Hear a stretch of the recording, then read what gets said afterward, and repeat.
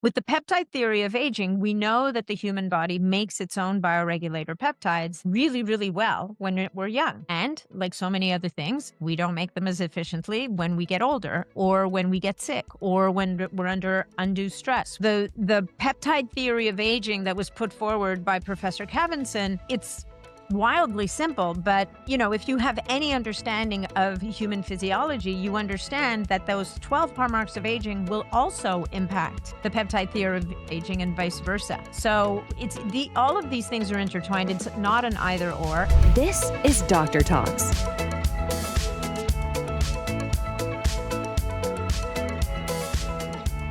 Hey everyone, welcome back to the Peptides Summit. It's Dr. Jen here. We have a great interview today. Nathalie Niddam is a self-proclaimed science geek with a passion for human health. She is the host of the Biohacking Superhuman Performance podcast. If you haven't listened to it, it's amazing. She's a certified holistic nutritionist and an epigenetic coach with a keen focus on human longevity and health span. A few years ago, she stumbled upon peptides at a health optimization conference. She was captivated by the potential of these tiny proteins and what they represent for human health. She believes they will truly continue to revolutionize medicine. Nat's passion is looking at longevity through the lens of all we can do in every area of our lives to promote vibrant health, boundless energy, focusing on a healthy mind and body.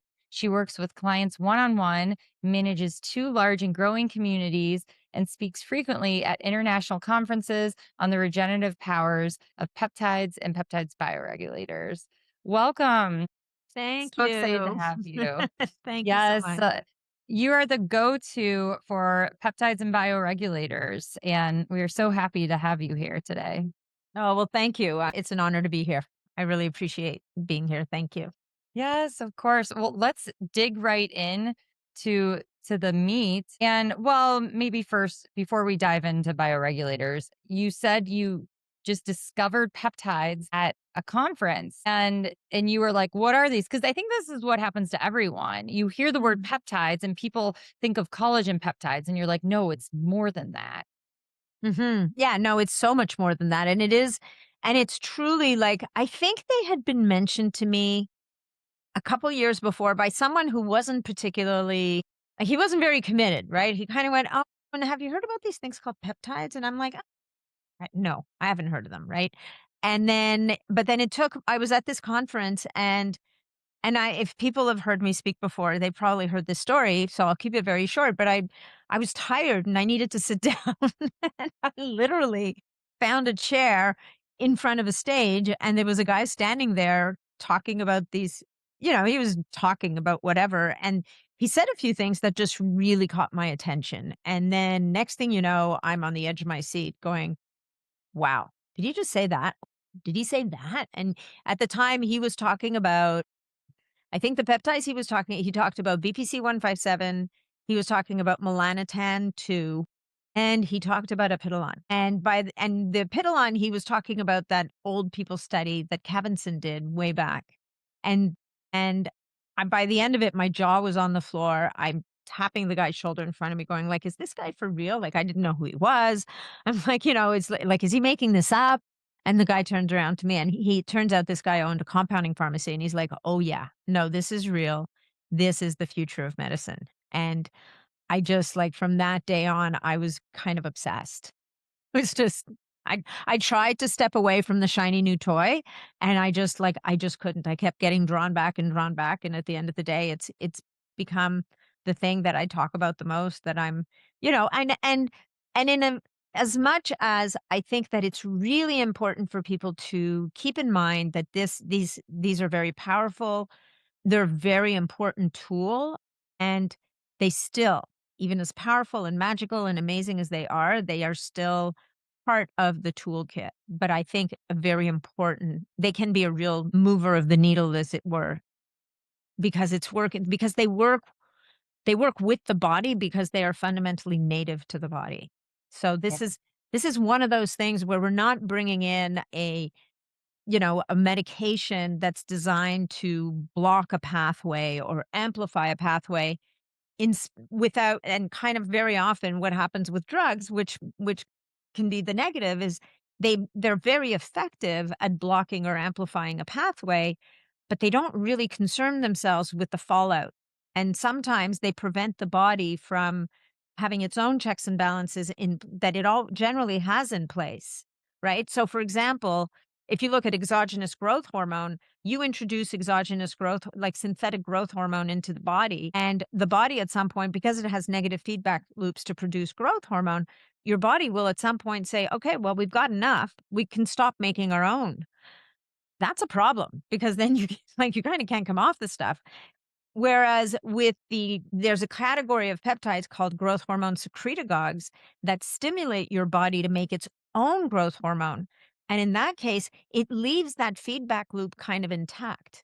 And so it's not a perfect science. You still have to be mindful that you don't overuse the growth hormone secretagogues, but it's a much more nuanced approach to promoting growth hormone in the body than just bringing it in from the outside and overwhelming your whole system. Yes, and I loved the point that you brought up that these are great, but you still have to work on your general health, like sleep and gut health and all the things. And in my practice, I will kind of sometimes I'll pull out, I call peptides kind of like the big guns, right? So sometimes I'll pull them out right away, but usually not until the second or third appointment. I'm working on their gut health, I'm working on their sleep, their nutrition. But if people have done all those basic things and they're stuck, it can really move the needle and really put their body back in balance. And that's what's so great about them. As you said, you're not getting these nasty medication side effects. Mhm. Yeah, 100%. And it's I think one of the ways to encourage people, because it's not to say that something like a BPC 157 can't help someone even before they've made changes, right? Like if you have someone with lots of gut issues, sometimes that BPC will give them that little toehold. It'll help them to feel that little bit better so that they can then make the other change, like they can do all the other stuff. And I know you're going to be having Kyle on, like there's an oral formula of BPC 157 for gut health that I mean, I've been yapping about this stuff for 2 years ever since he discovered me on my Facebook group and reached out, and that was when I had him on the podcast, but, you know, with something like that, sometimes it can be the domino that we help for the client, or in your case, the patient, to help them feel that much better so that they can do the rest. But remember that if you've taken care of the basics, like you're talking about, like the sleep and the diet and all the things, you actually may not need as much. You don't have to spend as much money. And the peptides or the bioregulator, whatever it is that you introduce, even sometimes the supplements, they can do a better job. Because as Dan Stickler says, who's the guy, as it turns out, he's Dr. Dan Stickler's the guy I first heard talk about peptides. As he taught us is that you can't optimize a body that's out of balance, right? In order to get optimized, in order to get to be better than baseline, you have to get to homeostasis. You have to get to a balanced state. And only once you're in a balanced state can you actually optimize. That's a great point, and it makes me think of I'm looking at my cold plunge right now that's in front of me. There's so much drama over that, and it's like, well, of course, if you're in a health crisis, you shouldn't be getting in a cold tub, like, that Just should be saying. yeah, but it's not common sense for everyone. I started cold plunging because my thyroid, I was in remission for my Hashimoto's. I felt at a good place health wise. So then I added that in as a biohacking tool. So yeah, we gotta use common sense when we talk about all these things too. So let's talk about the peptide bioregulators. And so some people are like, okay, I just learned what peptides are. Now you're trying to talk to me about bioregulators.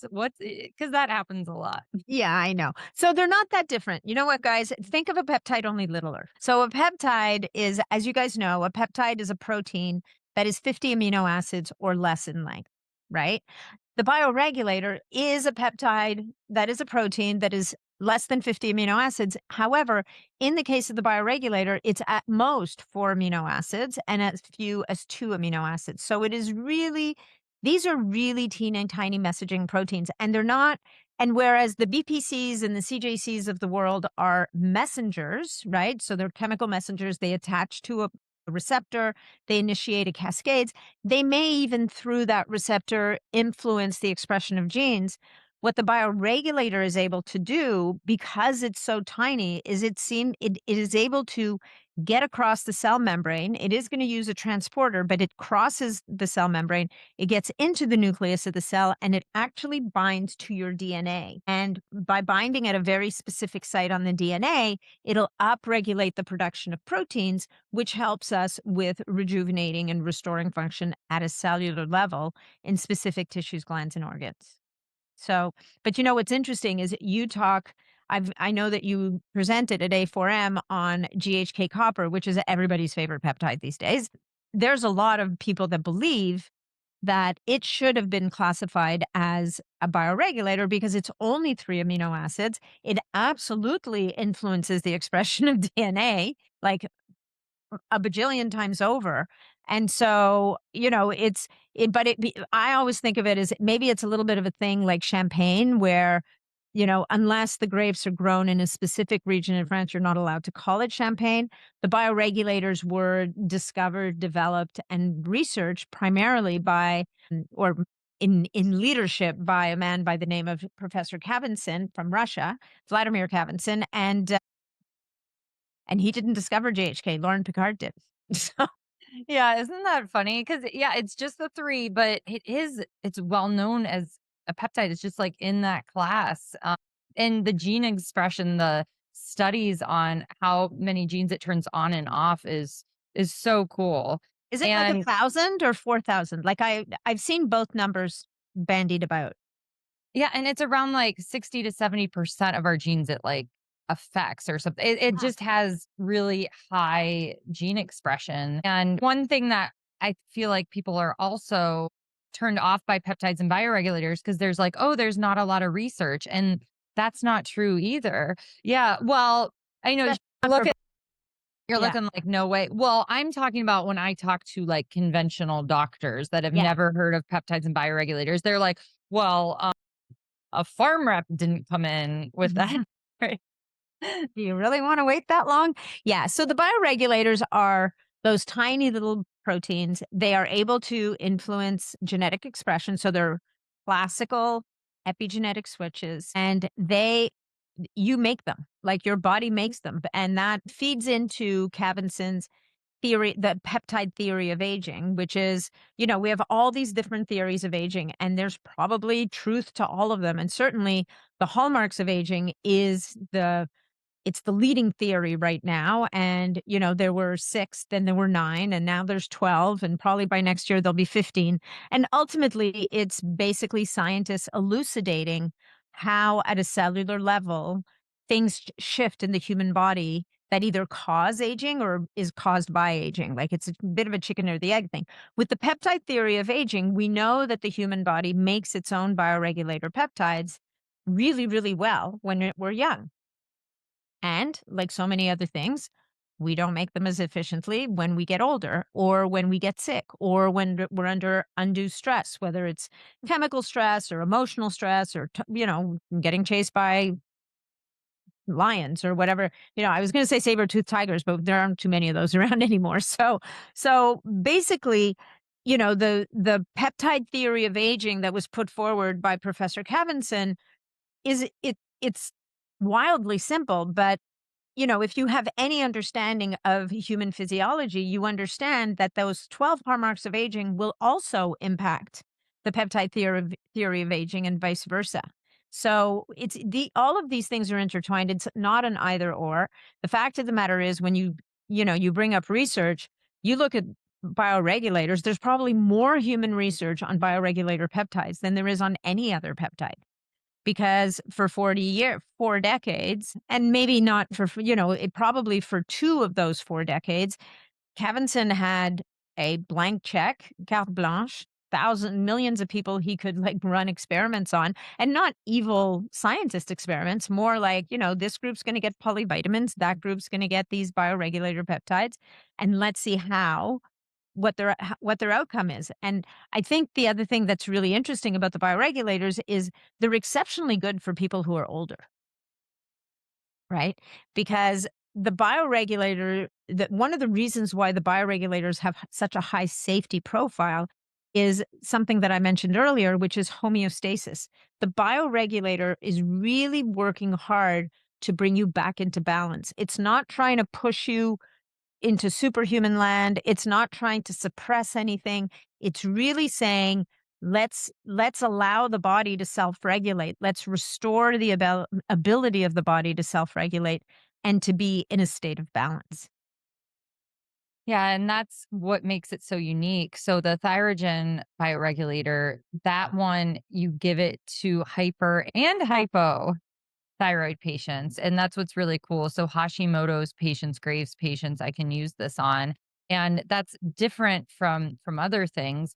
Mhm. But when we talk about peptides too, I mean, you're going to use things like thymosin alpha 1 or thymosin beta 4 to restore their immunity with these autoimmune type problems, which are just running rampant right now. So but that's like what Natalie said, it's bringing it into homeostasis. So with the thyroid, I think is a good example of that one. What is your favorite bioregulator? I think I know. Yeah, it's that's like who's your favorite child? It depends on the day, right? I think that, it's interesting. I mean, I've spoken most as my desert island bioregulator. I've always spoken to as being epidolon, which is the pineal gland bioregulator. And in part because the pineal gland itself is so critical for the most crucial aspect of human health, and that is regulating circadian rhythm. It also is a master endocrine regulator. So if we have a way, in health and in functional medicine that you practice and all of these things, what we're trying to do is how far upstream can we possibly make a positive impact to allow the body to do what it does best on its own, right? Like the less we intervene, the better off it's all going to be. Because, generally speaking, human intervention in human body, unless you've been in a car accident or something and you need someone to put Humpty Dumpty back together again, generally speaking, as much as we can get ourselves out of the way, the body has ways of healing and restoring itself that are unique that we still can't reproduce. And so the cool thing about the pineal gland bioregulator is by normalizing melatonin levels, by restoring circadian rhythm, by having this kind of upstream, kind of downstream regulation effect on the endocrine system, which doesn't mean that just to be clear, doesn't mean all your hormones are magically going to come into balance, but it kind of has that influence. And with a side hustle that it activates telomerase that restores the telomeres on the end of your DNA, we can take care of a lot of things just by getting those things kind of taken care of, right? So that is by and large my desert island bioregulator. But the other one that's becoming a close second, and this is partially driven by some research I've been doing and kind of digging around, is the bioregulator that sounds like it should be the pineal gland bioregulator, only it's not, called pinealon. And pinealon is if you look it up, it's the brain bioregulator or the central nervous system bioregulator. It also influences the pineal gland, but it also influences the entire nervous system and the brain. And again, like everything's coming from the brain. The signals and the messages to your heart, to your lungs, to your kidneys, to regulate your blood pressure, to like everything's coming from up here. So maybe I'm gonna have to modify my opinion and say, pinealon and epidolon, the two brain bioregulators, might have to be the top picks. Well, it makes a lot of sense. And so many people are just dysregulated from that nervous system. And then that's impacting all their other functions of their organs. And we see this a lot. Oh, especially gut health. If they're not Mhm. regulated, Yeah, then their gut health is gonna be a mess. for So sure, I for love sure. those too. So how if someone's out there and they're like, well, bioregulators, how the heck do I use them? Right. So similar to peptides, these are something that you're cycling in and out. Yeah. So maybe let's enrich the conversation a little bit by saying there are available about 21 different bioregulators, right? And so they correspond to 21 different organs, organ systems, glands. So rattling off the big ones, we've got the heart, the kidneys, the lungs, the stomach, the muscle, the bone marrow, the adrenal glands, the thyroid gland, the eyes, Cartilage. cartilage. Yeah, cartilage is a big one. And we talked about the brain, the pineal gland. So, if we step back and we say, okay, first of all, the pancreas, if somebody has if we have people that are having metabolic issues, right? So what we're going to do is we're going to say, okay, so what are the systems, what are the organs that are being challenged here? What are the organs that maybe have had some damage? What are the organs that maybe are fatigued? That, it's like if you imagine the tread on your car tires where the tread's been kind of worn down a little bit, you're kind of skidding a tiny bit. I don't I once rented a car where the tread was completely gone on the tires, I didn't notice. Oh, I've wow. I it was like driving on ice, and I was in Florida. It was crazy. So, what we wanna do is we wanna restore the tread on those tires to get back the grip, to be able to do for our organs to be able to work again. So, if we have someone, let's say, who's got crazy blood sugar regulation issues, and we know that that engenders a whole lot of other problems down the road, obviously, we're all gonna sit there and go, "Okay, pancreas. Pancreas needs attention. We need to give the pancreas some love." Who else? Liver. Liver's gonna be involved here, so we wanna give the liver some love, and we almost always want to bring in the blood vessel bioregulator, at least for part of the cycles, right? Because those blood vessels, the integrity of that endothelium of the blood vessels is going to be critical in terms of getting nutrients to the cell and removing waste products from the cell.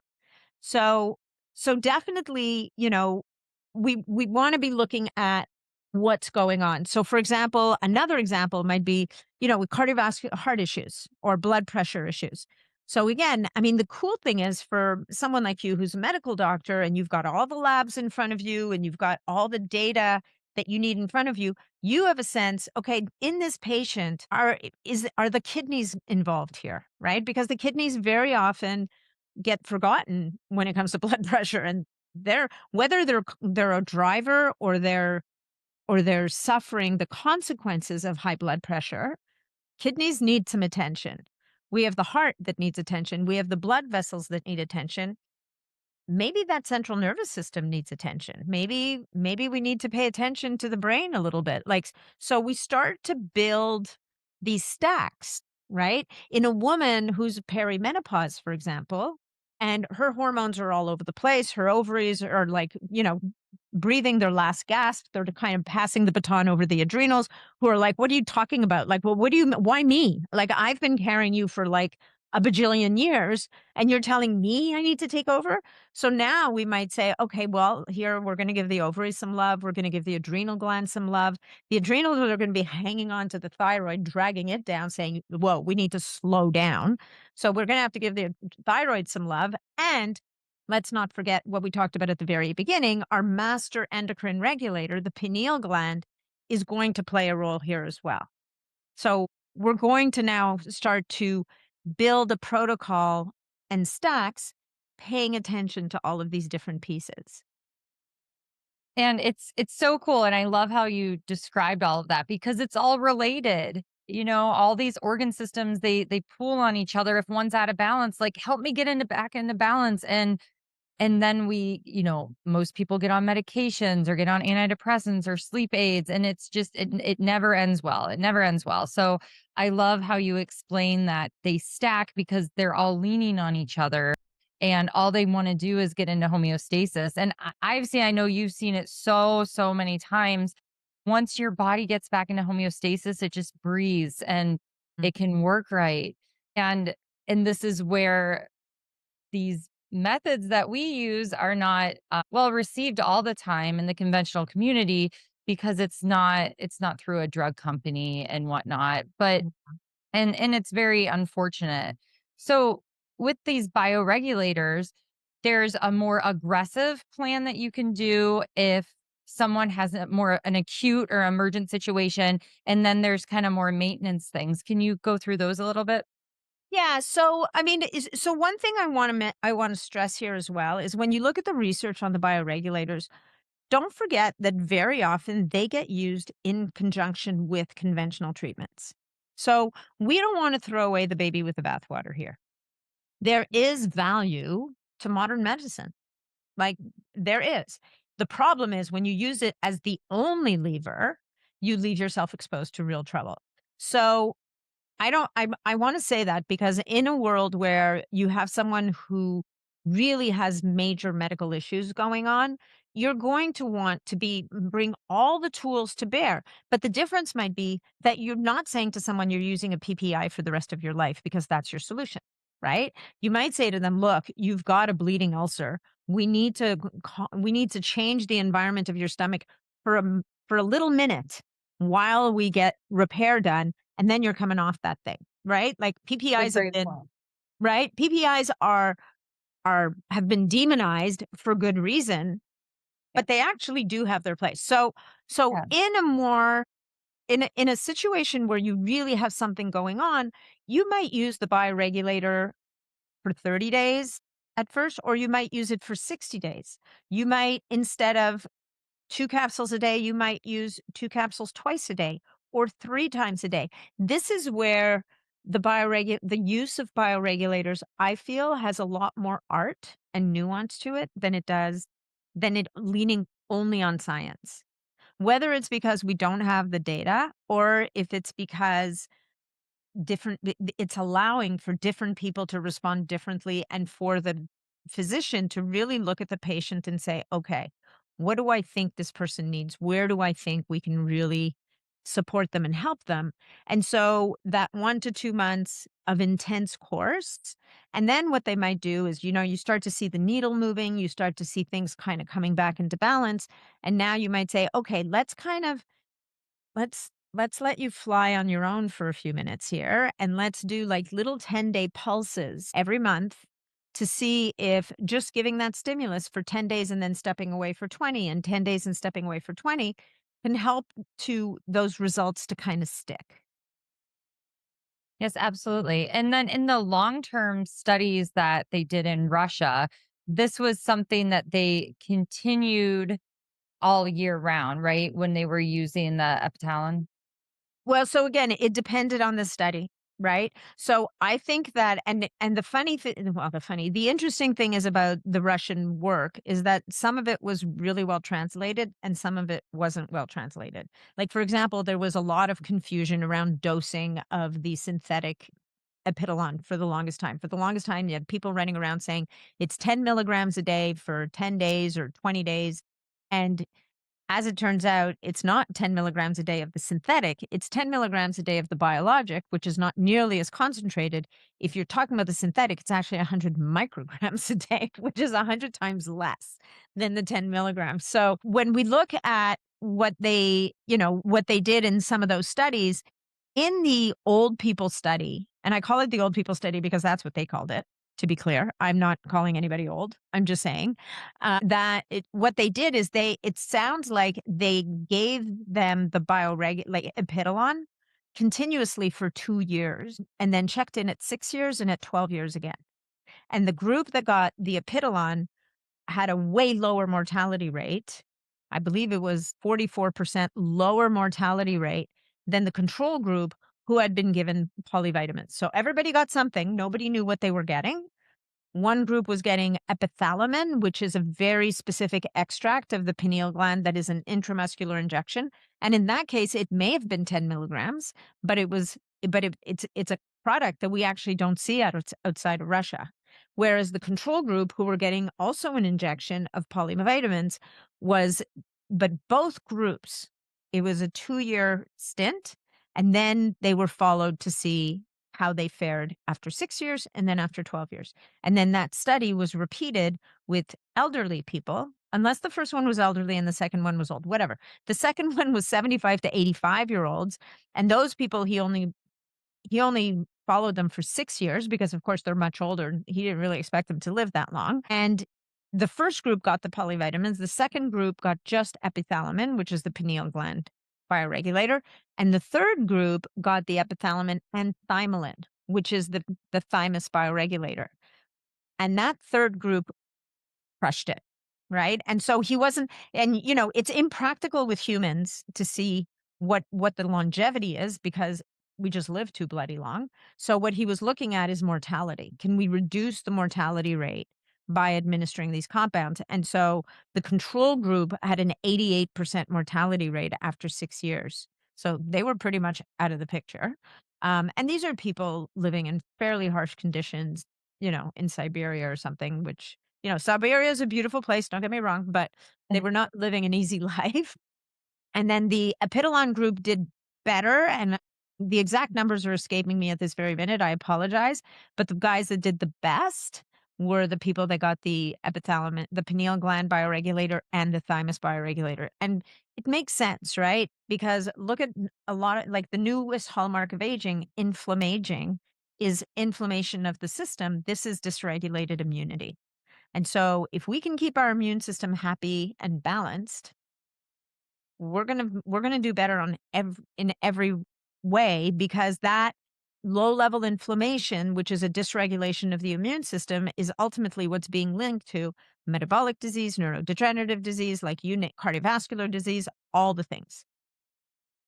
Yes, I often explain to my patients, I'm like, you can't have disease without inflammation. It doesn't happen. So we need to bring your inflammation down. So I love all those studies. It's so fascinating. Why isn't this being handed out? Anyway. We're doing So our best. yeah, Here and you that's are. Here I that's am. what's great, spreading the word. Now, you did mention synthetic. Yeah. So there are more natural bioregulators, coming mostly from cows, and then the synthetic. Can you explain the difference, and what's better? Is one better than the other? Yeah. So definitely the biologic or the natural bioregulators are typically extracts from young cows. They can also be extracts from young sheep, young young pigs. Now, one thing for people to remember is by the time you get your capsule of bioregulator, there's no animal protein left in there except for those peptides. So it is unrecognizable as pig, sheep, or cow. It is just bioregulator peptide and maybe with some cofactors from that tissue. So I think it's important to understand that because, people worry about prion disease, they worry about all kinds of stuff. And this stuff has been so refined and so, it's been dealt with so deeply, if you will, that by the time it gets into that capsule, you have none of the messy stuff left. And one of the things I like to talk about is, one other way to get some bioregulators into your life is to eat organ meats because that's where they're getting the bioregulators from. So, which feeds into ancestral nutrition and ancestral ways of healing. If somebody had a heart condition, they would feed them heart. If somebody had a lung condition, they would feed them lung. Like it's a really interesting thing that this ancient wisdom's kind of baked into human, I don't know, humanity, let's just say. I try to sneak all the organ meat into my family's meal. So, because it's really funny. So I put like liver into taco night one time, and Yeah. I could taste it because I knew it was in there. So I'm like, oh, this tastes gamey. Is anyone gonna notice? And they're all just like eating This is it. amazing, mom. I never I never tell sh I never tell them. But yeah, but that's good. It's good for my kids. It's good to eat nose to tail, and we don't anymore, which is very unfortunate. And it's similar. So I had Hashimoto's, so I had to have some of my thyroid long story, pain to purpose, but I take NP thyroid, and Yeah. and that has a little bit of that same bioregulator, but I also take some T4 only to make it more, like what our body produces, but yes, that's a great point, if you're taking liver capsules or eating liver, you're getting a little bit of that. Yeah. It's just not as concentrated. Anyway, so getting back to the question that you asked about the synthetic bioregulators, sometimes I digress, I apologize, but I do come back to the question. And that is that what's happened is that over time, as they've been studying these bioregulators, they've kind of come to identify the exact amino acid sequence that is really responsible for that genetic switch, the switching of the genetic. Now, I will say that there are 5 bioregulators that are not available as synthetics, and that would be the adrenal, the thyroid, the bone marrow, I think muscle, And there's one other one that's escaping me, but there's 5 of them that you won't find as synthetic. And that could be because they basically couldn't find the one that was the most dominant. And maybe what they're saying is you need the complex that you're going to find in the extract to really get the effect. But in any event, in the case of the pineal gland, the brain, the immune system, even lungs, kidneys, heart, stomach, liver, all those guys, we have synthetic bioregulators, which means that in a lab, they are able to resynthesize that exact amino acid sequence in the exact orientation that it's in. So this is really important because there are 2 bioregulators, Vilon being one of them, and the other one might be the I bioregulator, that are the exact same 2 amino acids. Now, how is that possible? How could you possibly have come on, you've got 2 little bitty amino acids and they're doing completely different things. And this really speaks to the sophistication and the complexity of the human body in that the way that they are arranged in a 3D plane, the way that they're bound to each other and the whatever molecules are attached to them really defines how they're going to interact and bind to that DNA. So in the lab, they're able to reproduce this exact amino acid sequence in the exact orientation that it occurs in. And that way, they're able to now produce it and make it available. The thing with the synthetics is they can be administered in a couple of ways. And this is a testament to how freaking small they are. And one of them is there's some bioregulators that are available as sublingual drops or sprays. And then you can also find them as injectables. And typically those are available. They were available through compounding pharmacies. And now, with the FDA regulations that have come down, they're more readily available through the better research labs, but there you have to be very careful because research labs are these days a dime a dozen, and you got to really know who you're dealing with to make sure that you're getting what you think you're getting when you get that itty bitty little teeny tiny vial. Yes, that's a great point.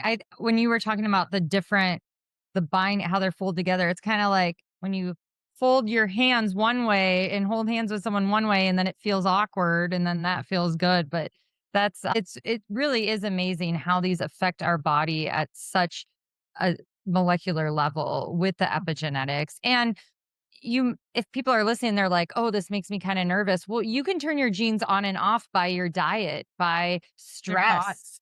Yeah. Yes.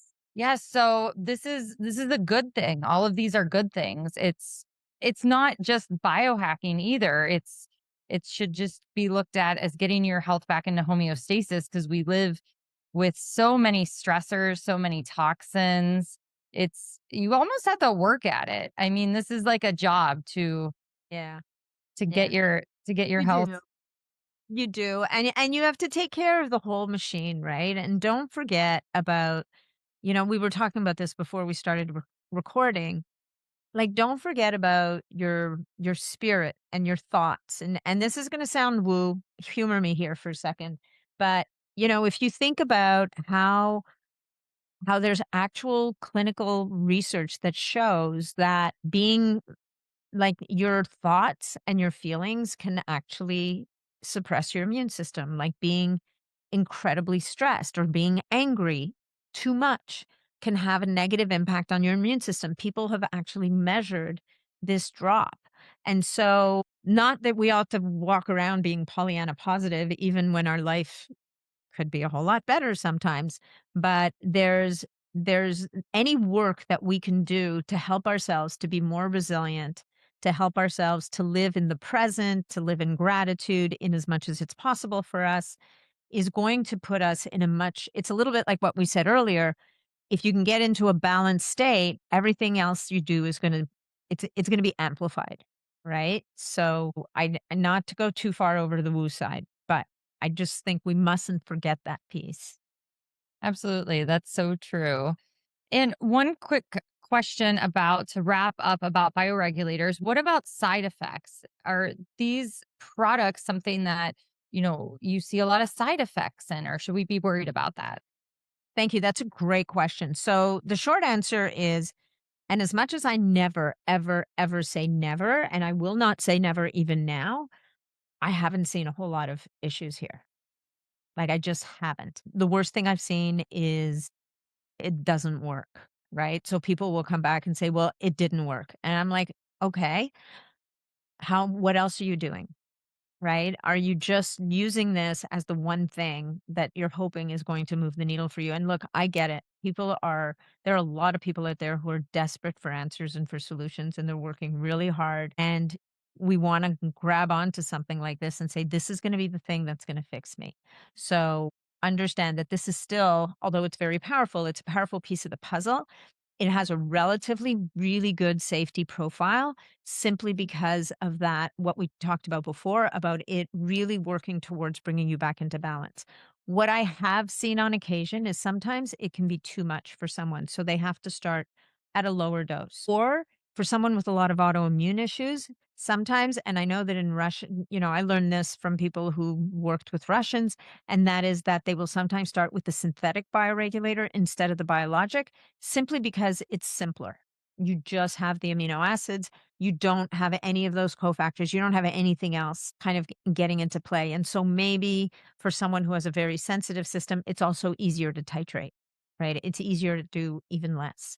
But by and large, they play really well with medications. The only thing is, as Dr. Jen will tell you, if you're, let's say, working with the thyroid bioregulator and a couple of others and you're on thyroid medication, have an eye on your numbers in case you're starting to see that maybe sometimes the thyroid will kick back in. And this depends on a million things. It depends on how much damage has been done to the thyroid. It depends on 1,000 things, but it is not unheard of that people might see a little new life breathed into the thyroid gland, and sometimes they're able to reduce their levels of thyroid medication. But this is the kind of thing you want to be doing with your physician and keeping an eye on labs and things like that. Yeah, and that goes the same for blood pressure medications, all the things. You have to know that you're going to have to keep up with the labs, up with your readings, because if your body does start to go back in homeostasis, then you can pull off those medications, those conventional medications. But I agree with what you said earlier in the podcast, is that don't just go on a bioregulator and then throw all your medication away. It's a gradual thing, like most healing. I mean, you see it probably. Someone is sick, it takes them 10 years to get sick, and then they expect to be better within 2 months. And it's like, that's just not how our body works. Give yourself time, give yourself grace and time, all the things. Yeah, and it's usually going to be a process, right? It's trying different things, adding different things to each other, and really feeling your way. Like you're on this healing journey for whatever reason, and hopefully you find the doctor like Dr. Jen or a practitioner who can walk with you and kind of support you and help you and bring you insights and help to shine the light on what you're discovering in yourself. Like, your greatest healer is you ultimately. And so, but we need help and we need support and we need someone to bounce ideas off of and to bring another body of knowledge into play that you may or may not have yourself. So I think in a perfect case, you got a really great person by your side, and it's encouraging, right? It's Yeah. the way I think it's hopefully the way that medicine will be practiced. I think right now what's really difficult is our medical providers are under massive stress. They're overworked, they don't have time in many cases to be able to sit with people and really lean in. Like all of our systems, Canada's a hot mess. I don't think the US is that much better. You've got HMOs kind of breathing down people's necks, and you've got 6 minutes with this person and they're out the door. You're not getting paid for a second more. And so this is where we really, as individuals, have to step up, grab the reins, find that person who's going to walk with you, and then go forth and be the best version of yourself that you can be. Absolutely. That's such a great way to finish. So beautiful. So much fun talking with you. I could talk all day with you. You have so much knowledge. Where can everyone find your health groups? We talked about your podcast, which is great, Biohacking Superhuman Performance podcast. How else can everyone reach you? Thank you so much, Jen. So On Instagram, it's at Nathalie Niddam, just my name. And I've got a private membership community on a platform called Mighty Networks. The community is called the BSP community because I couldn't bring myself to use biohacking superhuman performance again. Like, my best attempt to use all the letters of the alphabet in the title. So the best way to find out about all these things is to go to natniddam.com. That's my website, and you'll find information there about the BSP community. There's the podcast. There's, all the things that I'm doing. I'm got a new project in the works that I can't really talk about yet. And then, Dr. Jen and I will be meeting up at Hack Your Health at the end of May. I'll be at the Health Optimization. So, just lots of different ways. So I hope to see you guys somewhere, somehow. Yes, absolutely. Thank you so much. Thank you. This has been great. Thanks so much for having me. Thank you for tuning in to Dr. Talks. We hope today's episode has enlightened and inspired you on your path to optimal health. Each day is a new opportunity to make choices that empower your well-being. For more insights and strategies, subscribe to our podcast and visit our website, www.drtalks.com.